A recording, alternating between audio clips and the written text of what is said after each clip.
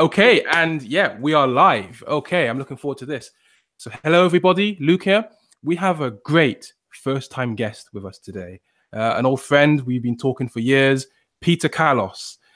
He's going to help us discuss cryptocurrencies and other amazing developments going on in the space, and we're going to share insights.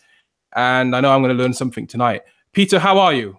Hi, Luke. How are you doing? I'm doing excellent. Thank you for inviting me to a show. Thank you very much. Mate, I'm doing good, and it's an honor to have you here, man, because you always have great insights and stuff. So before we get started, give us a little intro about yourself, and just so that people get to know you. Right. Born and raised in Hungary, so this is why I have this Borat accent, if you want to know. But I live in the Netherlands, close to Hague, and I left Hungary after 2000. I was living in the UK for almost a decade, and we've been living in the Netherlands for, I would say, a year and a half. And I'm a crypto vlogger. I also have a full-time job as an IT guy.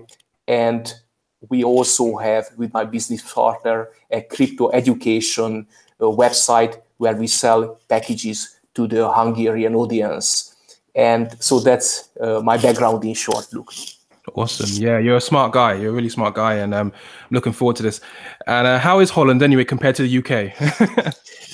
Food is the same. So if somebody wants to come over because of a change in food, then I have to disappoint those wishing to come here. But I enjoy the bicycle culture. We don't even have a car. I go everywhere by bike, and I really feel that my legs grew a lot. I got much stronger. So we don't even need a car. It's very healthy. It also has a very vibrant crypto community. There are meetups in Amsterdam, in Hague, almost every week. There are a few ATM machines or BTM machines. So it's from a crypto point of view, it's a very educated country and very open country from all aspects of life, including immigration. They welcome guest workers, and I think it's a very tolerant country from other aspects. So it's a great place to live. Yeah, that sounds awesome. Yeah, and I've been to Rotterdam when about 10 years ago, and I loved it there. The architecture was really nice there. Okay, so let's get started. So what's your take on the Bitcoin price and the cryptocurrency markets in general at the moment? What are you seeing at the moment, Peter? Yeah, I think that we are moving with little candles. So we don't see these huge drops and huge growth like last year at the end of the year. And actually, let me share my screen so that I can present my screen. Let me just try to share my screen here. So you can see my screen here that last year we had a huge growth starting from the 10th of November when the price was 5,600, and we went all the way back. There was a little break here, but other than that, this was a continuous growth without any sideways movement or any correction. This is what I call a deadly climb, because a sudden drop was imminent. So this is what we've witnessed last year.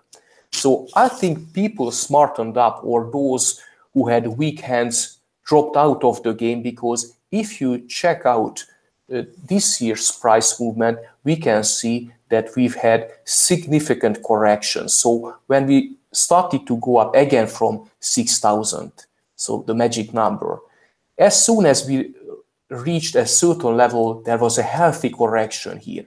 Again, we went up, but we stopped again, and there was a steep correction again. So we just couldn't go up without interruption.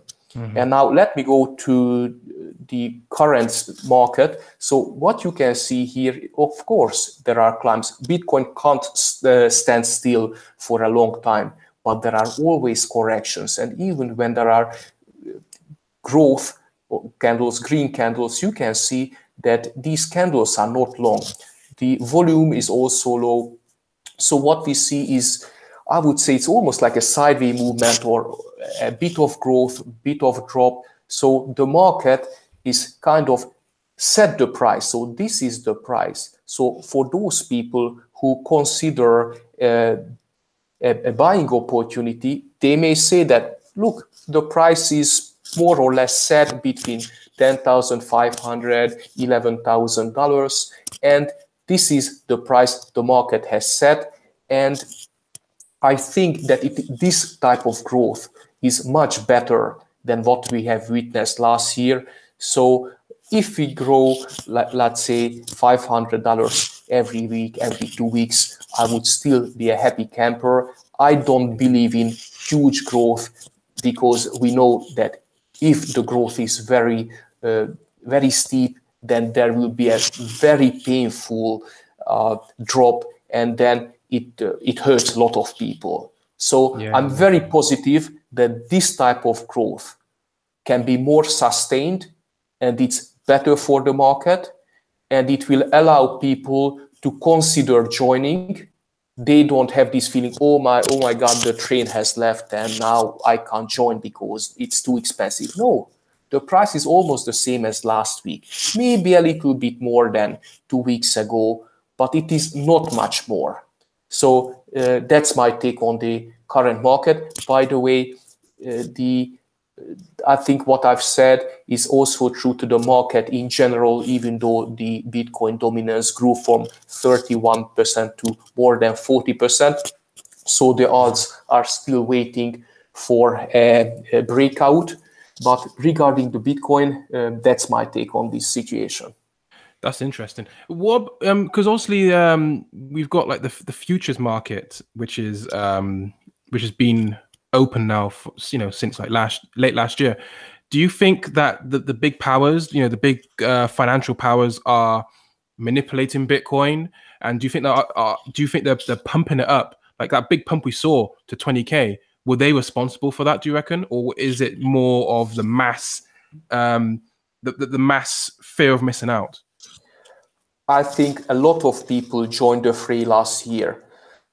There must have been some manipulation. There is always manipulation. I don't know what the big guys do, because I just can't get hold of them, unfortunately. But what I've clearly seen, that my friends piled in and they wanted to go all in.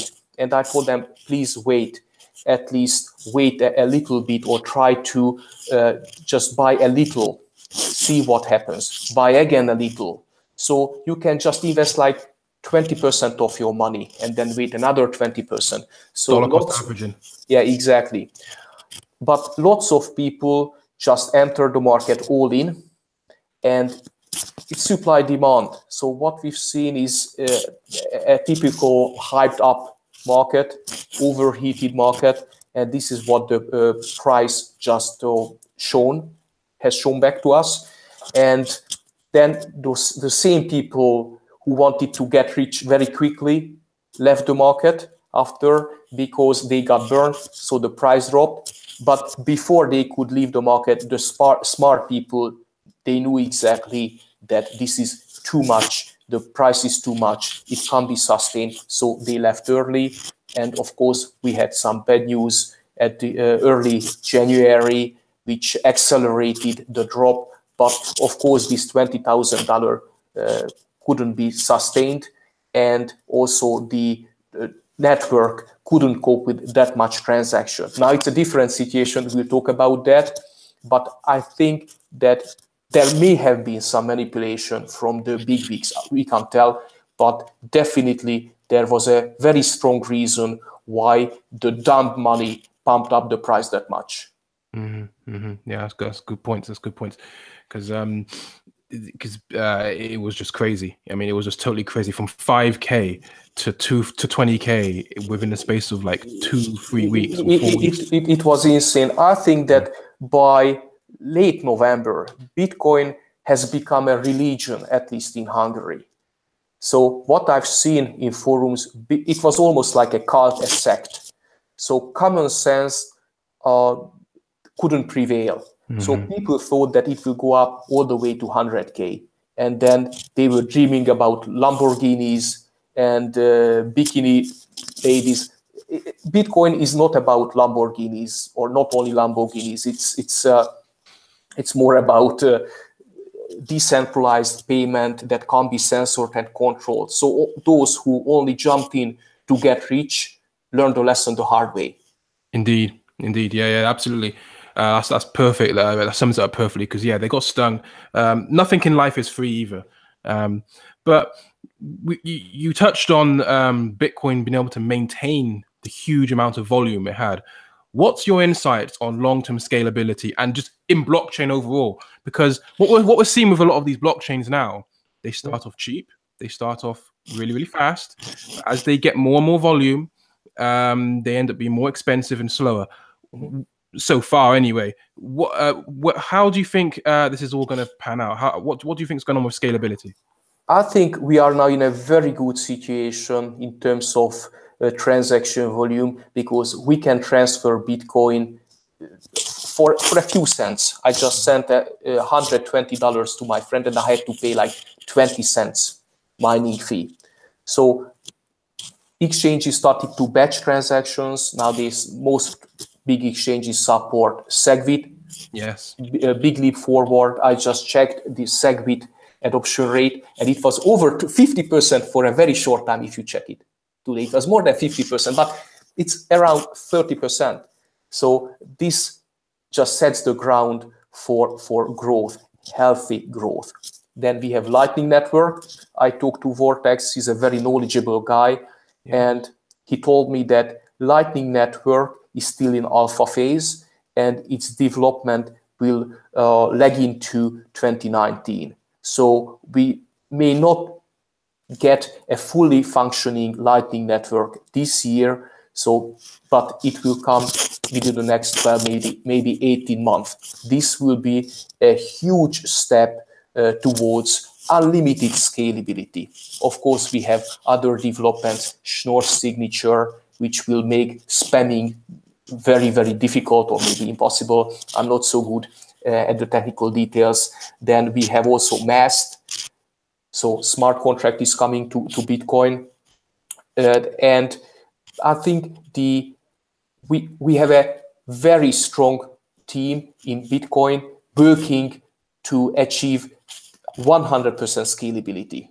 So I think scalability will come, if not in Bitcoin, it will come in other altcoins. But in my opinion, we will achieve scalability in the next maybe 2 to 3 years. So many people are working on that.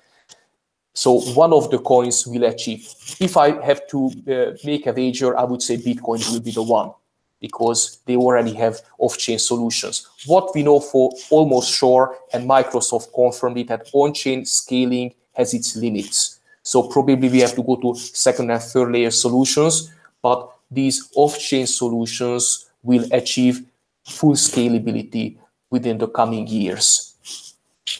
Yeah, powerful.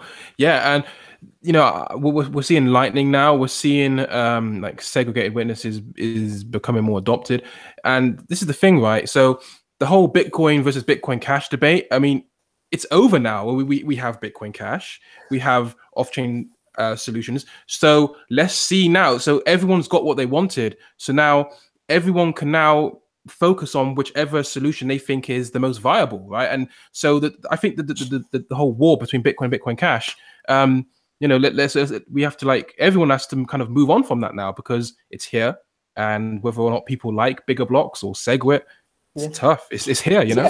Look, I wish Bitcoin Cash the best. I think that having a bigger block size is a very interesting experiment. We can learn a lot from them. If they are successful or if they are failed, we learn a lot from their experimentation. So I think that Bitcoin and Bitcoin Cash shouldn't be enemies. Absolutely. I think that these two coins can coexist, just like Ethereum can coexist with Bitcoin and other platform currencies such as Leo or EOS. So it's a huge segment, it's a huge industry, it's so nascent, so many coins can coexist. I don't think that we need thousands of coins, okay? But we can definitely have a few very strong players. So Bitcoin Cash and Bitcoin can coexist, but I really believe that Bitcoin is the Bitcoin and Bitcoin Cash is not Bitcoin. Yeah, I mean, yeah, this is the thing as well. I mean, see, I try not to get tribal with all this mayhem and this drama and stuff, but for Bitcoin Cash to be officially Bitcoin, you got to kind of go through the community of Bitcoin and of Bitcoin Cash to approve of this, which is the miners, um, the developers, the programmers, the tech, the minds behind it, and also the businesses, the users. So you got to go through those three pillars and get approval from all of them before it can be officially changed. Exactly. Bitcoin has been the champion for almost 10 years. You can't just dethrone the champion and parachute yourself to the top. It just can't happen. Bitcoin Cash is an altcoin. It can still be a very, very good altcoin. I can't exclude that. But Bitcoin has been the champion for almost a decade. It has the first mover advantage, is the most recognized. If the banks join this investment, then they will buy Bitcoin, first of all. And I don't think that they will start with PIVX at position 71. They will buy Bitcoin. People know about Bitcoin. So, and we have to understand and respect the position of Bitcoin and accept that it's been the first currency in terms of volume, recognition, capitalization for almost 10 years. Yeah, definitely. And here we are, right? And and it's, like you said, wish everyone, every project, the best of luck if they're legit and they're not trying to scam people, which we're going to talk about in a minute. And then it's all good. So tell us about your cryptocurrency education business and how it's helping people. And also, you've got a YouTube channel and you interviewed Vortex. So tell us about that as well. Okay, yeah. So let me start with my YouTube channel. I started my journey 30 months ago, actually 40 months ago, in January 2017. And I was alone in Hungary. There was nobody talking about Bitcoin. I felt like it's a religion or a sect or some kind of secret society, crypto society, because nobody knew anything about Bitcoin. So as I just dug deeper, I understood what a fantastic opportunity it is for everybody. So I started my YouTube channel to show or introduce Bitcoin to my friends first. So people started to watch my channel, except for my friends, by the way, because nobody can be a prophet at home. But so I had some viewers who encouraged me that they like my videos. So I created more videos and I got more experience. The quality of my videos kept improving. And I had a steady flow of subscribers, which gave me a lot of encouragement and confirmation that what I was doing or what I've been doing is the right thing. And I tried to mix a humor with cryptocurrencies. So what I tell is interesting. I didn't want to just talk about cryptocurrencies in a boring manner. I wanted to really, I really wanted to do it in a way that my audience would enjoy. So this is why I made use of humor and to make my shows a bit funny. Then I met one of the viewers or subscribers who became my business partner. So via my YouTube channel, I managed to meet some enthusiasts who were really, really serious about cryptocurrencies. So we built trust, we started to work together, and in October, November, we decided to create an education package in Hungarian. It's a 28 video series that is on the internet, so they can download it, but they can just view our videos on the internet, on our website. And we priced it according to the Hungarian purchasing power, so it's not that expensive, and this gives them a lifetime opportunity to view our videos as many times as they wish, and they can ask questions. So it's not just like here are the 28 videos, they can also ask questions, and nobody offered this service beforehand. So we are the first company offering a basic education package with the option to ask questions if they are stuck. So I think this helped like 200, maybe 300 people, because we sold that many packages. And now we want to create advanced packages regarding tax optimization, trading, portfolio investment, and things like that, maybe mining later. But as it stands, we only have the basic package. And Hungary is a very small country. But I think that even in a very small country, cryptocurrencies make a huge difference. Absolutely. It really gives, especially the young people, the opportunity to make a difference and get out of the drudgery and make a portfolio or build a portfolio that can give them hope for the future. Yeah, that's awesome. That's really good. And this is the great thing about blockchain, is that what I've noticed, and I was saying this to a guy at a meetup last week, that blockchain really does reward entrepreneurialism. Like most other industries will not allow people to use their own initiative or be entrepreneurs.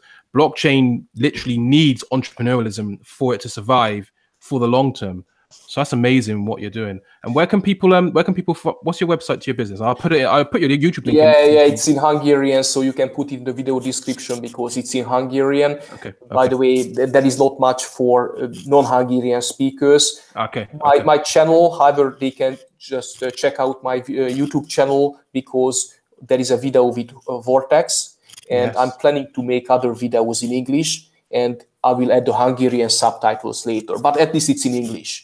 Awesome. But most of the videos, I would say 99% of my videos are in Hungarian, except for the one with Vortex and John Light. I also have another interview with John Light from last year, from August. Awesome. Well, this has been a great interview, man. And it's great to catch up with you, mate. And I'm glad that I could bring you on here, because we were meaning to do like a video together for like ages ago as well, but it hasn't happened. But we've done it today. So thank you very much for coming on, Peter. And really, it's an honor. And thank you to everyone that watched. Please subscribe. Please smash it, share the video, tweet it, and get it out there, guys. And thank you very much to everyone who watches this throughout time and space. And remember, don't get scammed.